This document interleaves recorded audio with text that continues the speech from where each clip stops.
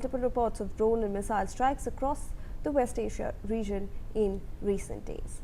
Ambassador, if I can get you on the last word when we're talking about these developments, I want to understand, as per your observations, you have been tracking this since the past 3 weeks. What are the options now available in front of Iran? Well, Iran's options are very limited at this moment because the problem is that the moderate leadership has been sidelined at this moment, and IRGC is the driving seat, and they are working as a mosaic, as the term has come into vogue now the last 2 weeks. So, and IRGC knows that if they lose this, they are going to be disseminated, and they have all the economic power at the moment, political power and financial power. So they are going to be fighting it till the end unless some sense prevails. And for them, it's a question of taking revenge at this moment. So the leadership is political leadership is in a weaker position at this moment in Iran. So if for Iran, only way out is at this moment is that if their capacities are completely taken away, but it's going to be very difficult the way the geography is of the Iran. Now, of course, I'm not a military expert, but what I'm seeing is that their capacities are very widespread, and Iran leadership, and particularly this IRGC, was preparing for this day for a long time.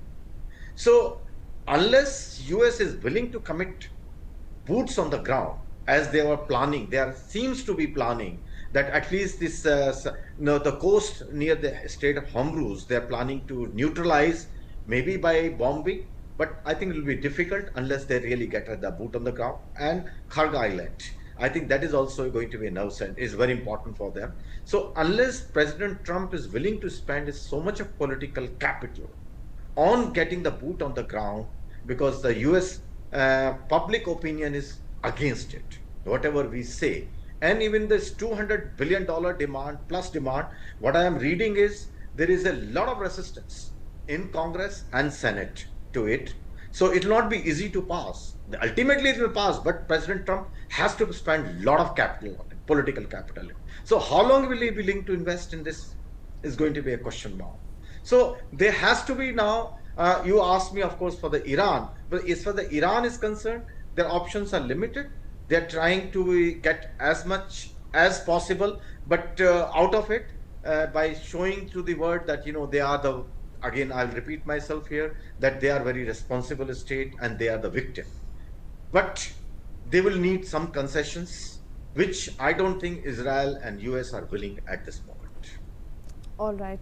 In fact, very interesting perspective over there as well too. Now we have some developing news coming in from the West Asia region, where the Rafah border crossing between Gaza and Egypt has reopened for the first time since Israel and the United States carried out strikes on targets inside Iran.